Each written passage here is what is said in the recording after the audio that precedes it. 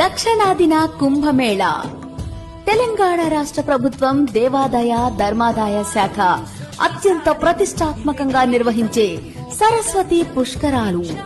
దక్షిణాదిన కుంభమేళాను తలపించేలా శ్రీకాళేశ్వర ముక్తేశ్వర క్షేత్ర సన్నిధిలో 12 రోజుల పాటు సరస్వతి పుష్కర మహోత్సవాలు.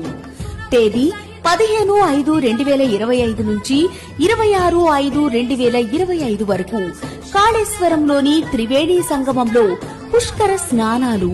రండి, కాళేశ్వరంలోని త్రివేణి సంగమంలో పుష్కర స్నానం ఆచరించి పునీతులు కండి.